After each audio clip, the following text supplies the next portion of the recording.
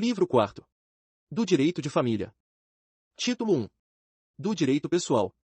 Subtítulo 1. Do Casamento. Capítulo 1. Disposições Gerais. Artigo 1511. O casamento estabelece comunhão plena de vida, com base na igualdade de direitos e deveres dos cônjuges. Artigo 1512. O casamento é civil e gratuita a sua celebração. Parágrafo único. A habilitação para o casamento, o registro e a primeira certidão serão isentos de selos, emolumentos e custas, para as pessoas cuja pobreza for declarada, sob as penas da lei. Artigo 1513. É defeso a qualquer pessoa, de direito público ou privado, interferir na comunhão de vida instituída pela família. Artigo 1514. O casamento se realiza no momento em que o homem e a mulher manifestam, perante o juiz, a sua vontade de estabelecer vínculo conjugal, e o juiz os declara casados. Artigo 1515. O casamento religioso, que atender às exigências da lei para a validade do casamento civil, equipara-se a este, desde que registrado no registro próprio, produzindo efeitos a partir da data de sua celebração. Artigo 1516. O registro do casamento religioso submete-se aos mesmos requisitos exigidos para o casamento civil. Parágrafo 1. O registro civil do casamento religioso deverá ser promovido dentro de 90 dias de sua realização, mediante comunicação do celebrante ao ofício competente, ou por iniciativa de qualquer interessado, desde que haja sido homologada previamente a habilitação regulada neste Código. Após o referido prazo, o registro dependerá de nova habilitação. Parágrafo 2. O casamento religioso, celebrado sem as formalidades exigidas neste Código, terá efeito se, a requerimento do casal, for registrado, a qualquer tempo, no registro civil, mediante prévia habilitação perante a autoridade competente observado o prazo do artigo 1532. Parágrafo 3. Será nulo o registro civil do casamento religioso se, antes dele, qualquer dos consorciados houver contraído com outro em casamento civil. Capítulo 2. Da capacidade para o casamento. Artigo 1517. O homem e a mulher com 16 anos podem casar, exigindo-se autorização de ambos os pais, ou de seus representantes legais, enquanto não atingida a maioridade civil. Parágrafo único. Se houver divergência entre os pais, aplica-se o disposto no parágrafo único do artigo 1631. Artigo 1518. Até a celebração do casamento podem os pais ou tutores revogar a autorização. Artigo 1519. A denegação do consentimento, quando injusta, pode ser suprida pelo juiz. Artigo 1520. Não será permitido, em qualquer caso, o casamento de quem não atingiu a idade núbil, observado o disposto no artigo 1517 deste Código. Redação dada pela Lei N. 13.811, de 2019. Capítulo 3. Dos impedimentos. Artigo 1521. Não podem casar. Inciso 1. Os ascendentes com os descendentes, seja o parentesco natural ou civil. Inciso 2. Os afins em linha reta. Inciso 3. O adotante com quem foi cônjuge do adotado e o adotado com quem o foi do adotante. Inciso 4. Os irmãos, unilaterais ou bilaterais, e demais colaterais, até o terceiro grau inclusive. Inciso 5. O adotado com o filho do adotante. Inciso 6. As pessoas casadas. Inciso 7. O cônjuge sobrevivente com condenado por homicídio ou tentativa de homicídio contra o seu consorte. Artigo 1522. Os impedimentos podem ser opostos, até o momento da celebração do casamento, por qualquer pessoa capaz. Parágrafo único. Se o juiz, ou oficial de registro, tiver conhecimento da existência de algum impedimento, será obrigado a declará-lo. Capítulo 4. Das causas suspensivas. Artigo 1523. Não devem casar. Inciso 1. O viúvo ou a viúva que tiver filho do cônjuge falecido, enquanto não fizer inventário dos bens do casal e der partilha aos herdeiros. Inciso 2. A viúva, ou a mulher cujo casamento se desfez por ser nulo ou ter sido anulado, até 10 meses depois do começo da viuvez, ou da dissolução da sociedade conjugal. Inciso 3. O divorciado, enquanto não houver sido homologada ou decidida a partilha dos bens do casal. Inciso 4. O tutor ou o curador e os seus descendentes, ascendentes, irmãos, cunhados ou sobrinhos, com a pessoa tutelada ou curatelada, enquanto não cessar a tutela ou curatela, e não estiverem saldadas as respectivas contas. Parágrafo único. É permitido aos nubentes solicitar ao juiz que não lhe sejam aplicadas as causas suspensivas previstas nos incisos I, 3ª e 4ª deste artigo, provando-se a inexistência de prejuízo, respectivamente, para o herdeiro, para o ex-cônjuge e para a pessoa tutelada ou curatelada. No caso do inciso 2º, a nubente deverá provar nascimento de filho, ou inexistência de gravidez, na fluência do prazo. Artigo 1524. As causas suspensivas da celebração do casamento podem ser arguidas pelos parentes em linha reta de um dos nubentes, sejam consanguíneos ou afins, e pelos colaterais em segundo grau, sejam também consanguíneos ou afins. Capítulo 5. Do processo de habilitação para o casamento. Artigo 1525. O requerimento de habilitação para o casamento será firmado por ambos os nubentes, de próprio punho, ou, a seu pedido, por procurador, e deve ser instruído com os seguintes documentos. Inciso 1. Certidão de nascimento ou documento equivalente.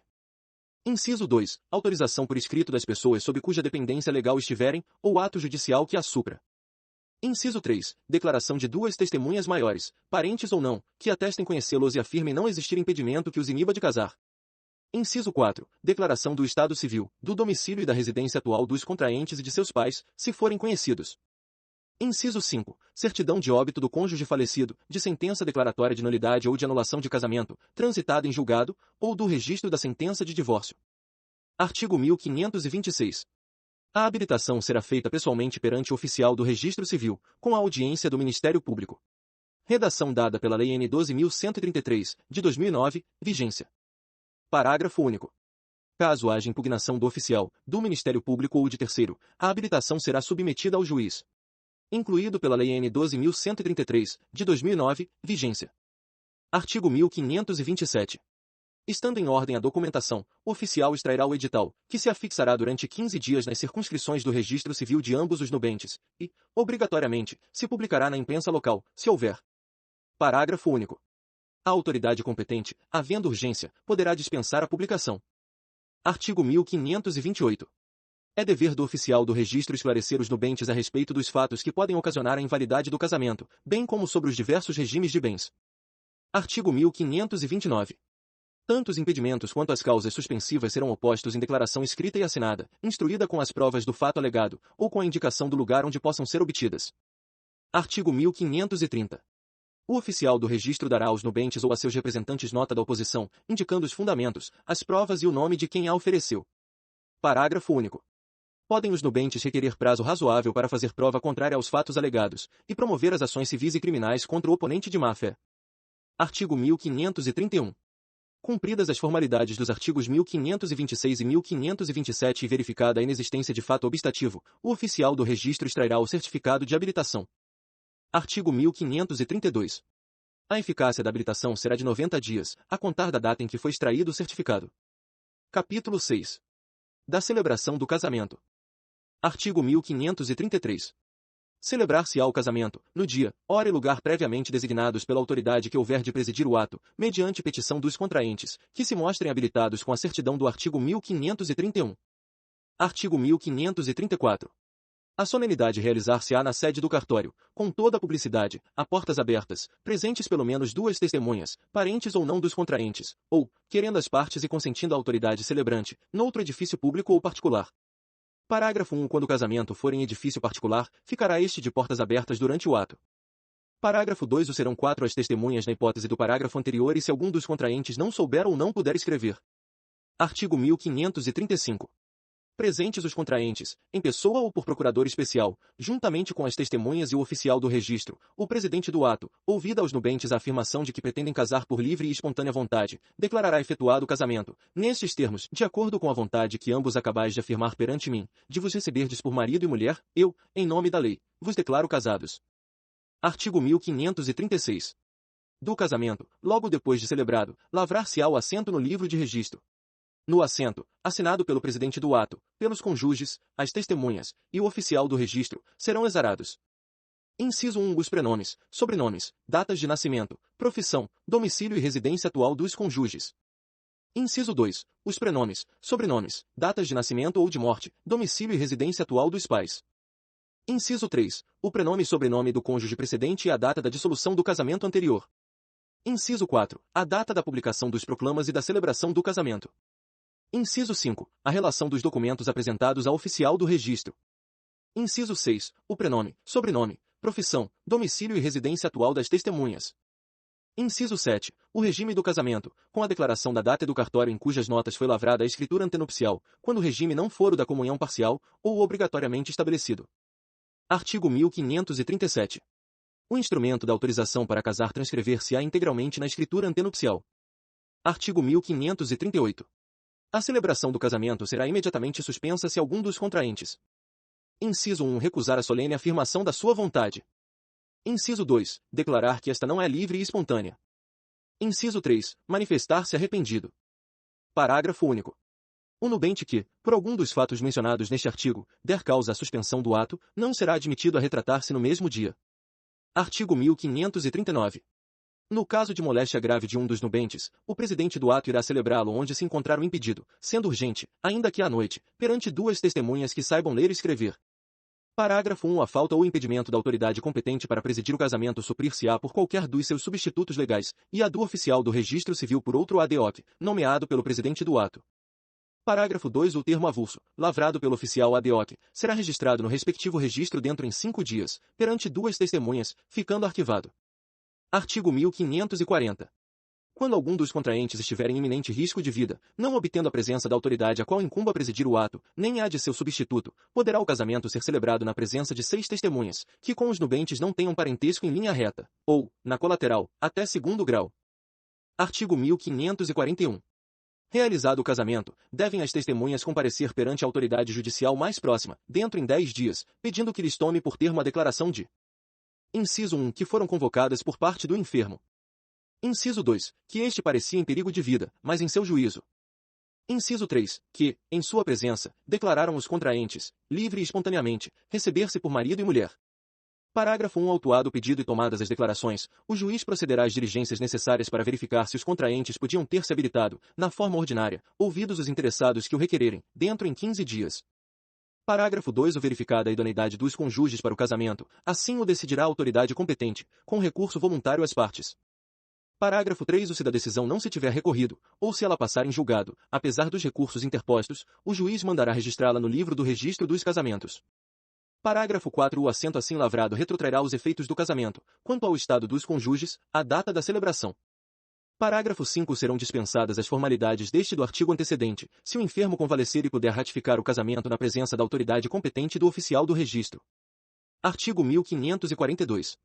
O casamento pode celebrar-se mediante procuração, por instrumento público, com poderes especiais. Parágrafo 1. A revogação do mandato não necessita chegar ao conhecimento do mandatário, mas, celebrado o casamento sem que o mandatário ou outro contraente tivessem ciência da revogação, responderá o mandante por perdas e danos. Parágrafo 2. O nubente que não estiver em iminente risco de vida poderá fazer-se representar no casamento num culpativo. Parágrafo 3. A eficácia do mandato não ultrapassará 90 dias. Parágrafo 4. Só por instrumento público se poderá revogar o mandato. Capítulo 7. Das provas do casamento. Artigo 1543. O casamento celebrado no Brasil prova-se pela certidão do registro. Parágrafo único. Justificada a falta ou perda do registro civil, é admissível qualquer outra espécie de prova. Artigo 1544. O casamento de brasileiro, celebrado no estrangeiro, perante as respectivas autoridades ou os cônsules brasileiros, deverá ser registrado em 180 dias, a contar da volta de um ou de ambos os cônjuges ao Brasil, no cartório do respectivo domicílio, ou, em sua falta, num ofício da capital do estado em que passarem a residir.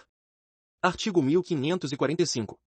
O casamento de pessoas que, na posse do estado de casadas, não possam manifestar vontade, ou tenham falecido, não se pode contestar em prejuízo da prole comum, salvo mediante certidão do registro civil que prove que já era casada alguma delas, quando contraiu o casamento impugnado. Artigo 1546.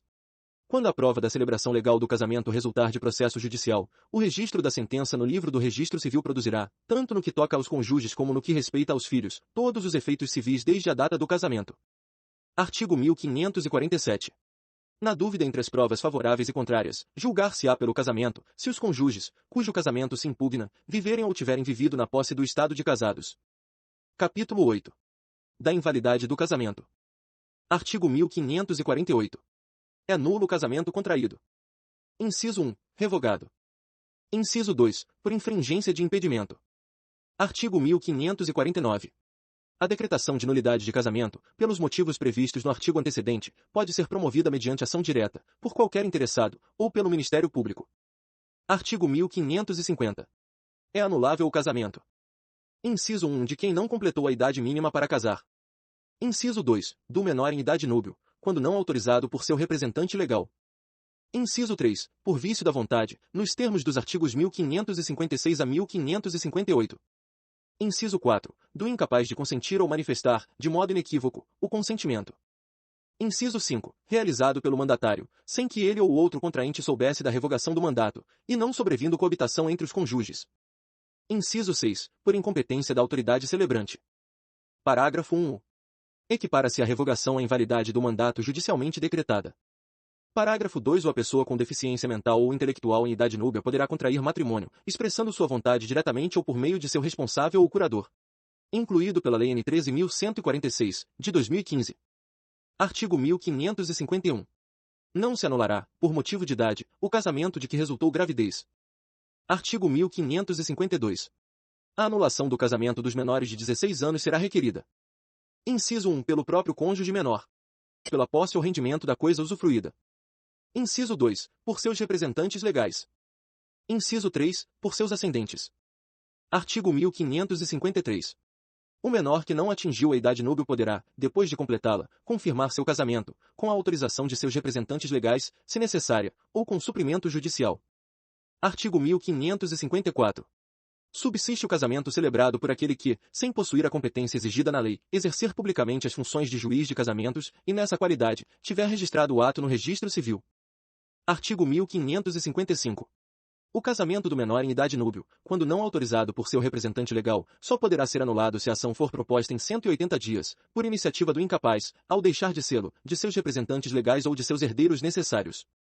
Parágrafo 1. O prazo estabelecido neste artigo será contado do dia em que cessou a incapacidade, no primeiro caso, a partir do casamento, no segundo, e, no terceiro, da morte do incapaz.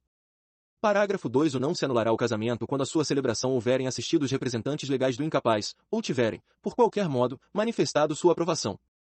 Artigo 1556. O casamento pode ser anulado por vício da vontade, se houve por parte de um dos nubentes, ao consentir, erro essencial quanto à pessoa do outro. Artigo 1557. Considera-se erro essencial sobre a pessoa do outro cônjuge. Inciso 1. O que diz respeito à sua identidade, sua honra e boa fama, sendo esse erro tal que o seu conhecimento ulterior torne insuportável a vida em comum ao cônjuge enganado. Inciso 2. A ignorância de crime, anterior ao casamento, que, por sua natureza, torne insuportável a vida conjugal.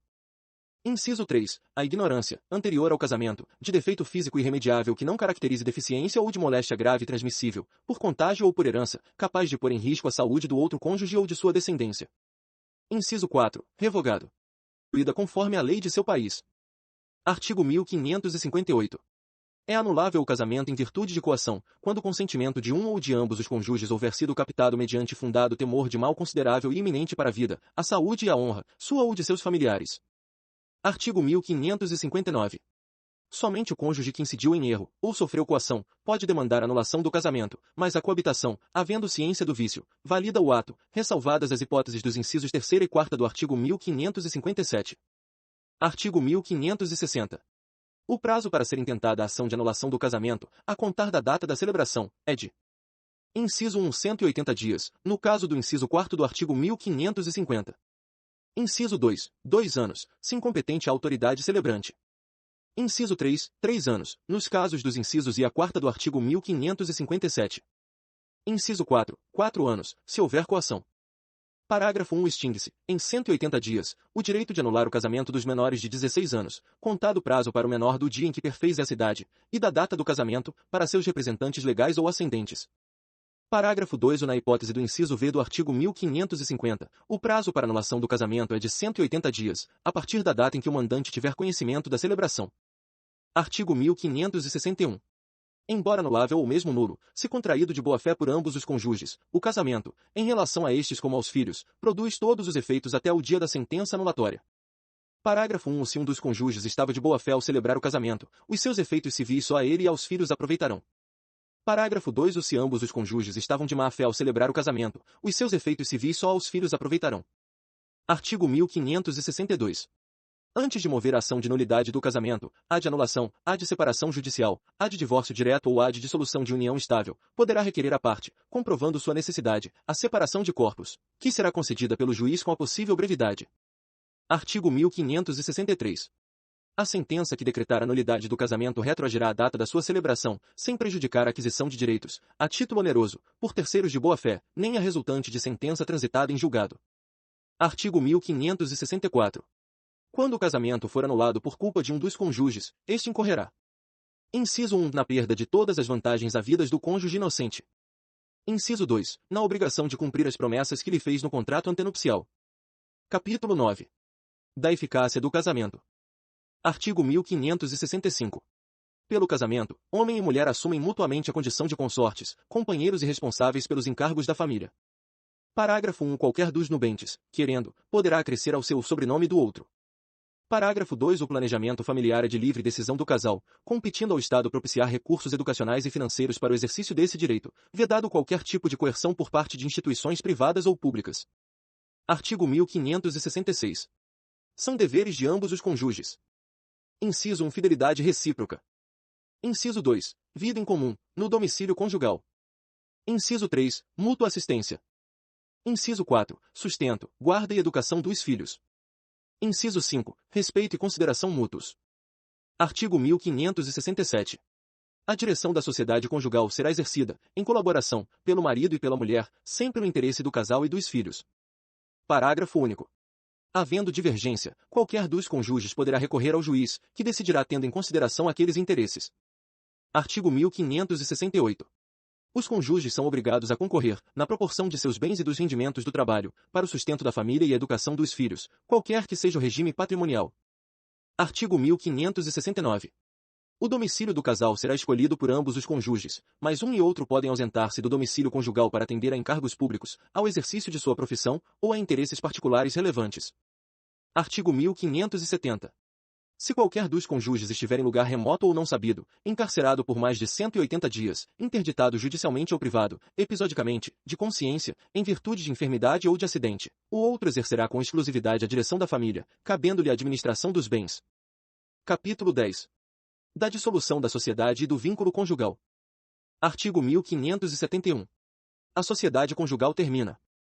Inciso 1. Pela morte de um dos cônjuges. Inciso 2. Pela nulidade ou anulação do casamento.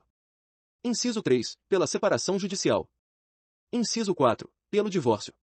Parágrafo 1. O casamento válido só se dissolve pela morte de um dos cônjuges ou pelo divórcio, aplicando-se a presunção estabelecida neste Código quanto ao ausente.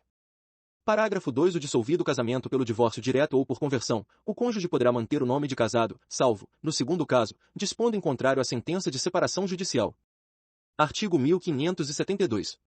Qualquer dos cônjuges poderá propor ação de separação judicial, imputando ao outro qualquer ato que importe grave violação dos deveres do casamento e torne insuportável a vida em comum. Parágrafo 1. A separação judicial pode também ser pedida se um dos cônjuges provar ruptura da vida em comum há mais de um ano e a impossibilidade de sua reconstituição. Parágrafo 2. O cônjuge pode ainda pedir a separação judicial quando o outro estiver acometido de doença mental grave, manifestada após o casamento, que torne impossível a continuação da vida em comum, desde que, após uma duração de 2 anos, a enfermidade tenha sido reconhecida de cura improvável. Parágrafo 3. No caso do parágrafo 2-O, reverterão ao cônjuge enfermo, que não houver pedido a separação judicial, os remanescentes dos bens que levou para o casamento, e se o regime dos bens adotado permitir, ameação dos adquiridos na constância da sociedade conjugal. Artigo 1573. Podem caracterizar a impossibilidade da comunhão de vida a ocorrência de algum dos seguintes motivos. Inciso 1. Adultério. Inciso 2. Tentativa de morte. Inciso 3. Sevícia ou injúria grave.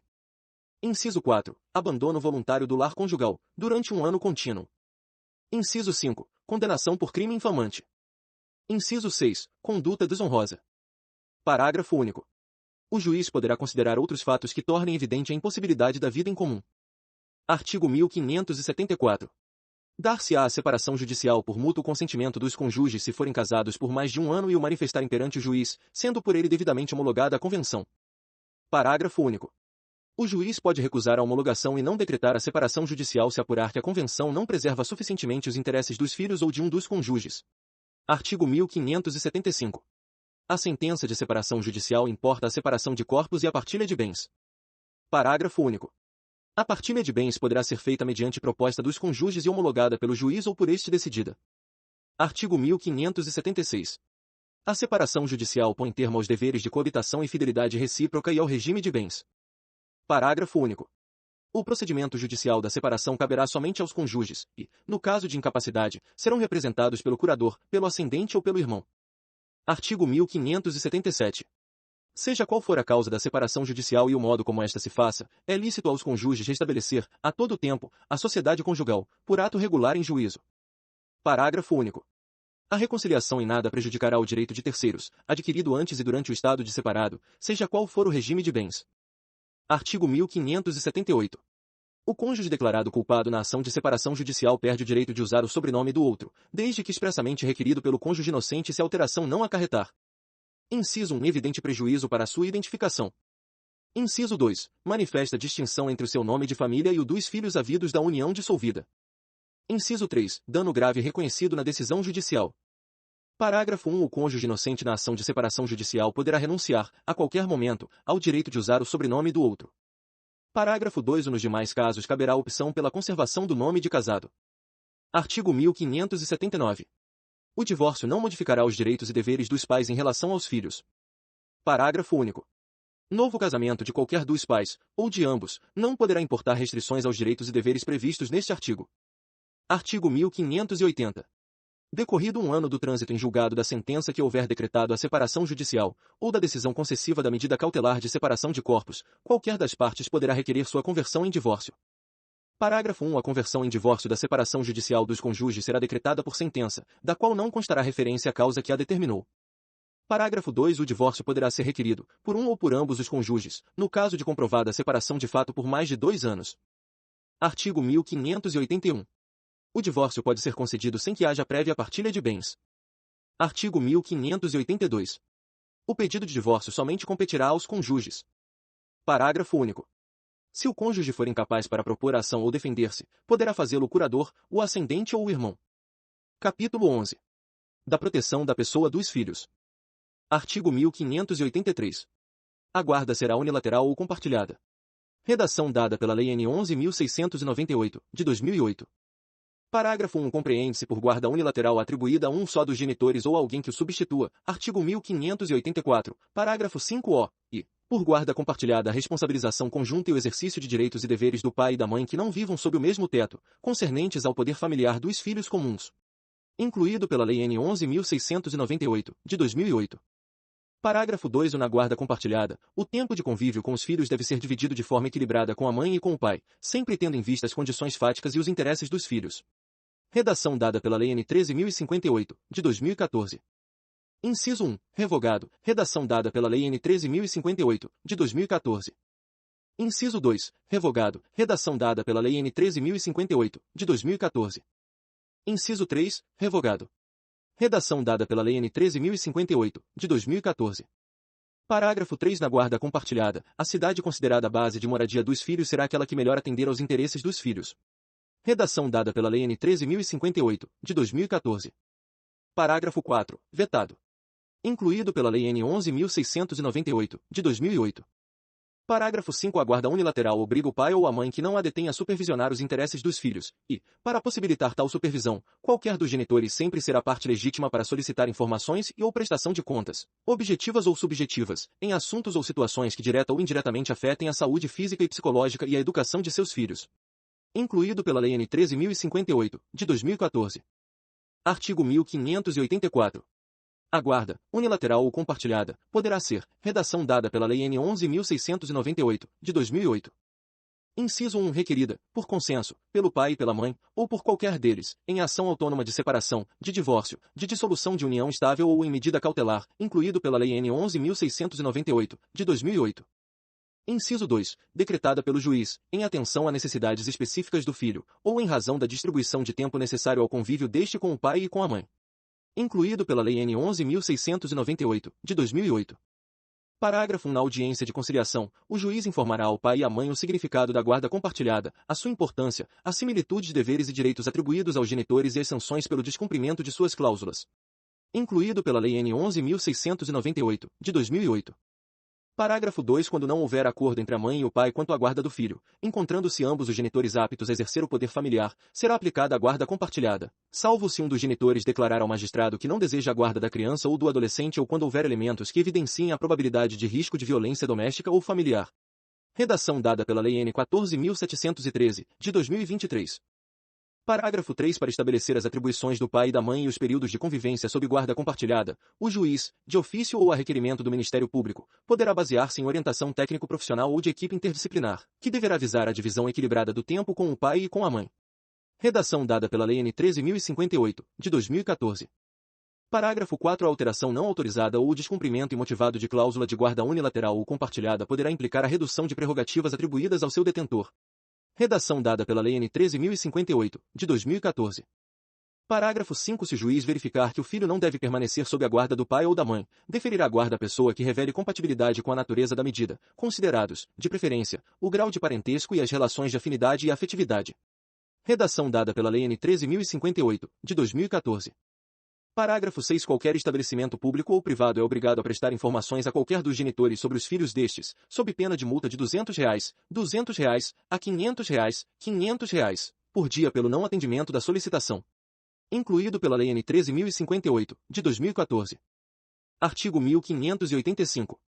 Em sede de medida cautelar de separação de corpos, em sede de medida cautelar de guarda ou em outra sede de fixação liminar de guarda, a decisão sobre guarda de filhos, mesmo que provisória, será proferida preferencialmente após a oitiva de ambas as partes perante o juiz, salvo se a proteção aos interesses dos filhos exigir a concessão de liminar sem a oitiva da outra parte, aplicando-se as disposições do artigo 1584. Redação dada pela Lei N. 13.058, de 2014. Artigo 1586. Havendo motivos graves, poderá o juiz, em qualquer caso, a bem dos filhos, regular de maneira diferente da estabelecida nos artigos antecedentes a situação deles para com os pais. Artigo 1587. No caso de invalidade do casamento, havendo filhos comuns, observar-se-á o disposto nos artigos 1584 e 1586. Artigo 1588. O pai ou a mãe que contrair novas núpcias não perde o direito de ter consigo os filhos, que só lhe poderão ser retirados por mandado judicial, provado que não são tratados convenientemente. Artigo 1589. O pai ou a mãe, em cuja guarda não estejam os filhos, poderá visitá-los e tê-los em sua companhia, segundo o que acordar com o outro cônjuge, ou for fixado pelo juiz, bem como fiscalizar sua manutenção e educação. Parágrafo único. O direito de visita estende-se a qualquer dos avós, a critério do juiz, observados os interesses da criança ou do adolescente. Incluído pela Lei N. 12.398, de 2011. Artigo 1590. As disposições relativas à guarda e prestação de alimentos aos filhos menores estendem-se aos maiores incapazes. Subtítulo 2. Das relações de parentesco. Capítulo 1. Disposições gerais. Artigo 1591. São parentes em linha reta as pessoas que estão umas para com as outras na relação de ascendentes e descendentes. Artigo 1592. São parentes em linha colateral ou transversal, até o quarto grau, as pessoas provenientes de um só tronco, sem descenderem uma da outra. Artigo 1593. O parentesco é natural ou civil, conforme resulte de consanguinidade ou outra origem. Artigo 1594. Contam-se, na linha reta, os graus de parentesco pelo número de gerações, e, na colateral, também pelo número delas, subindo de um dos parentes até ao ascendente comum, e descendo até encontrar o outro parente. Artigo 1595. Cada cônjuge ou companheiro é aliado aos parentes do outro pelo vínculo da afinidade. Parágrafo 1. O parentesco por afinidade limita-se aos ascendentes, aos descendentes e aos irmãos do cônjuge ou companheiro. Parágrafo 2. Na linha reta, a afinidade não se extingue com a dissolução do casamento ou da união estável. Capítulo 2. Da filiação. Pode ser concedido sem que haja prévia partilha de bens. Artigo 1596. Os filhos, havidos ou não da relação de casamento, ou por adoção, terão os mesmos direitos e qualificações, proibidas quaisquer designações discriminatórias relativas à filiação. Artigo 1597. Presumem-se concebidos na constância do casamento os filhos. Inciso 1. Nascidos 180 dias, pelo menos, depois de estabelecida a convivência conjugal. Inciso 2. Nascidos nos 300 dias subsequentes à dissolução da sociedade conjugal, por morte, separação judicial, nulidade e anulação do casamento. Inciso 3. Havidos por fecundação artificial homóloga, mesmo que falecido marido. Inciso 4. Havidos, a qualquer tempo, quando se tratar de embriões excedentários, decorrentes de concepção artificial homóloga. Inciso 5. Havidos por inseminação artificial heteróloga, desde que tenha prévia autorização do marido. Artigo 1598. Salvo prova em contrário, se, antes de decorrido o prazo previsto no inciso 2º do artigo 1523, a mulher contrair novas núpcias e lhe nascer algum filho, este se presume do primeiro marido, se nascido dentro dos 300 dias a contar da data do falecimento deste, do segundo, se o nascimento ocorrer após esse período e já decorrido o prazo a que se refere o inciso I do artigo 1597. Artigo 1599. A prova da impotência do cônjuge para gerar, à época da concepção, e lide a presunção da paternidade. Artigo 1600. Não basta o adultério da mulher, ainda que confessado, para elidir a presunção legal da paternidade. Artigo 1601. Cabe ao marido o direito de contestar a paternidade dos filhos nascidos de sua mulher, sendo tal ação imprescritível. Parágrafo único. Contestada a filiação, os herdeiros do impugnante têm direito de prosseguir na ação. Artigo 1602. Não basta a confissão materna para excluir a paternidade. Artigo 1603. A filiação prova-se pela certidão do termo de nascimento registrada no Registro Civil. Artigo 1604. Ninguém pode vindicar estado contrário ao que resulta do registro de nascimento, salvo provando-se erro ou falsidade do registro. Artigo 1605. Na falta, ou defeito, do termo de nascimento, poderá provar-se a filiação por qualquer modo admissível em direito. Inciso 1. Quando houver começo de prova por escrito, proveniente dos pais, conjunta ou separadamente. Inciso 2. Quando existirem veementes presunções resultantes de fatos já certos. Artigo 1606. A ação de prova de filiação compete ao filho, enquanto viver, passando aos herdeiros, se ele morrer menor ou incapaz. Artigo 1604. Ninguém pode. Parágrafo único. Se iniciada a ação pelo filho, os herdeiros poderão continuá-la, salvo se julgado extinto o processo. Capítulo 3. Do reconhecimento dos filhos. Artigo 1607. O filho havido fora do casamento pode ser reconhecido pelos pais, conjunta ou separadamente. Artigo 1608. Quando a maternidade constar do termo do nascimento do filho, a mãe só poderá contestá-la, provando a falsidade do termo, ou das declarações nele contidas. Artigo 1609. O reconhecimento dos filhos havidos fora do casamento é irrevogável e será feito. Inciso 1. No registro do nascimento. Inciso 2. Por escritura pública ou escrito particular, a ser arquivado em cartório. Inciso 3. Por testamento, ainda que incidentalmente manifestado. Inciso 4. Por manifestação direta expressa perante o juiz, ainda que o reconhecimento não haja sido o objeto único e principal do ato que o contém. Parágrafo único. O reconhecimento pode preceder o nascimento do filho ou ser posterior ao seu falecimento, se ele deixar descendentes. Artigo 1610. O reconhecimento não pode ser revogado, nem mesmo quando feito em testamento. Artigo 1611. O filho havido fora do casamento, reconhecido por um dos cônjuges, não poderá residir no lar conjugal sem o consentimento do outro. Artigo 1612. O filho reconhecido, enquanto menor, ficará sob a guarda do genitor que o reconheceu, e, se ambos o reconheceram e não houver acordo, sob a de quem melhor atender aos interesses do menor. Artigo 1613. São ineficazes a condição e o termo apostos ao ato de reconhecimento do filho. Artigo 1614. O filho maior não pode ser reconhecido sem o seu consentimento, e o menor pode impugnar o reconhecimento, nos 4 anos que se seguirem à maioridade, ou à emancipação. Artigo 1615. Qualquer pessoa, que justo interesse tenha, pode contestar a ação de investigação de paternidade ou maternidade. Artigo 1616. A sentença que julgar procedente a ação de investigação produzirá os mesmos efeitos do reconhecimento, mas poderá ordenar que o filho se crie e eduque fora da companhia dos pais ou daquele que lhe contestou essa qualidade.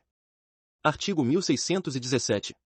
A filiação materna ou paterna pode resultar de casamento declarado nulo, ainda mesmo sem as condições do putativo. Capítulo 4. Da adoção.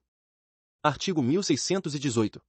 A adoção de crianças e adolescentes será deferida na forma prevista pela Lei N. 8.069, de 13 de julho de 1990, Estatuto da Criança e do Adolescente. Redação dada pela Lei N. 12.010, de 2009, vigência. Artigo 1619. A adoção de maiores de 18 anos dependerá da assistência efetiva do poder público e de sentença constitutiva, aplicando-se, no que couber, as regras gerais da Lei N. 8.069, de 13 de julho de 1990, Estatuto da Criança e do Adolescente. Redação dada pela Lei N. 12.010, de 2009, vigência. Artigo 1620. A 1629. Revogados pela Lei N. 12.010, de 2009, vigência. Capítulo 5. Do Poder Familiar. Seção 1. Disposições gerais. Artigo 1630. Os filhos estão sujeitos ao poder familiar, enquanto menores. Artigo 1631. Durante o casamento e a união estável, compete o poder familiar aos pais, na falta ou impedimento de um deles, o outro o exercerá com exclusividade. Parágrafo único. Divergindo os pais quanto ao exercício do poder familiar, é assegurado a qualquer deles recorrer ao juiz para a solução do desacordo. Artigo 1632. A separação judicial, o divórcio e a dissolução da união estável não alteram as relações entre pais e filhos senão quanto ao direito, que aos primeiros cabe, de terem em sua companhia os segundos. Artigo 1633. O filho, não reconhecido pelo pai, fica sob o poder familiar exclusivo da mãe, se a mãe não for conhecida ou capaz de exercê-lo, dar-se-á tutor ao menor. Seção 2. Do exercício do poder familiar. Artigo 1634. Compete a ambos os pais, qualquer que seja a sua situação conjugal, o pleno exercício do poder familiar, que consiste em, quanto aos filhos, redação dada pela Lei N. 13.058, de 2014. Inciso 1. Dirigir-lhes a criação e a educação, redação dada pela Lei N. 13.058, de 2014. Inciso 2. Exercer a guarda unilateral ou compartilhada nos termos do artigo 1584, redação dada pela Lei N. 13.058, de 2014. Inciso 3. Conceder-lhes ou negar-lhes consentimento para casarem, redação dada pela Lei N. 13.058, de 2014. Inciso 4. Conceder-lhes ou negar-lhes consentimento para viajarem ao exterior, redação dada pela Lei N. 13.058, de 2014. Inciso 5. Conceder-lhes ou negar-lhes consentimento para mudarem sua residência permanente para outro município, redação dada pela Lei N. 13.058, de 2014. Inciso 6. Nomear-lhes tutor por testamento ou documento autêntico, se o outro dos pais não lhe sobreviver, ou o sobrevivo não puder exercer o poder familiar, redação dada pela Lei N. 13.058, de 2014. Inciso 7. Representá-los judicial e extrajudicialmente até os 16 anos, nos atos da vida civil, e assisti-los, após essa idade, nos atos em que forem partes, suprindo-lhes o consentimento, redação dada pela Lei N. 13.058, de 2014. Inciso 8. Reclamá-los de quem ilegalmente os detenha, incluído pela Lei N. 13.058, de 2014. Inciso 9. Exigir que lhes prestem obediência, respeito e os serviços próprios de sua idade e condição, incluído pela Lei N. 13.058, de 2014. Seção 3. Da suspensão e extinção do poder familiar. Artigo 1635. Extingue-se o poder familiar. Inciso 1. Pela morte dos pais ou do filho. Da confissão materna para excluir a paternidade. Inciso 2. Pela emancipação, nos termos do artigo 5, parágrafo único. Inciso 3. Pela maioridade. Inciso 4. Pela adoção. Inciso 5. Por decisão judicial, na forma do artigo 1638. Art. 1636. O pai ou a mãe que contrai novas núpcias, ou estabelece união estável, não perde, quanto aos filhos do relacionamento anterior, os direitos ao poder familiar, exercendo-os sem qualquer interferência do novo cônjuge ou companheiro. Parágrafo único. Igual preceito ao estabelecido neste artigo aplica-se ao pai ou à mãe solteiros que casarem ou estabelecerem união estável. Artigo 1637. Se o pai, ou a mãe, abusar de sua autoridade, faltando aos deveres a eles inerentes ou arruinando os bens dos filhos, cabe ao juiz, requerendo algum parente, ou o Ministério Público, adotar a medida que lhe pareça reclamada pela segurança do menor e seus haveres, até suspendendo o poder familiar, quando convenha. Parágrafo único. Suspende-se igualmente o exercício do poder familiar ao pai ou à mãe condenados por sentença irrecorrível, em virtude de crime cuja pena exceda 2 anos de prisão. Artigo 1638. Perderá por ato judicial o poder familiar o pai ou a mãe que: Inciso 1. Castigar imoderadamente o filho. Inciso 2. Deixar o filho em abandono. Inciso 3. Praticar atos contrários à moral e aos bons costumes. Inciso 4. Incidir, reiteradamente, nas faltas previstas no artigo antecedente. Inciso 5. Entregar de forma irregular o filho a terceiros para fins de adoção, incluído pela Lei N. 13.509, de 2017. Parágrafo único. Perderá também por ato judicial o poder familiar aquele que, incluído pela Lei N. 13.715, de 2018. Inciso 1. Praticar contra outrem igualmente titular do mesmo poder familiar, incluído pela Lei N. 13.715, de 2018. A. Homicídio, feminicídio ou lesão corporal de natureza grave ou seguida de morte, quando se tratar de crime doloso envolvendo violência doméstica e familiar ou menosprezo ou discriminação à condição de mulher, incluído pela Lei N. 13.715, de 2018. B. Estupro ou outro crime contra a dignidade sexual sujeito à pena de reclusão, incluído pela Lei N. 13.715, de 2018. Inciso 2. Praticar contra filho, filha ou outro descendente, incluído pela Lei N. 13.715, de 2018. A. Homicídio, feminicídio ou lesão corporal de natureza grave ou seguida de morte, quando se tratar de crime doloso envolvendo violência doméstica e familiar ou menosprezo ou discriminação à condição de mulher, incluído pela Lei N. 13.715, de 2018.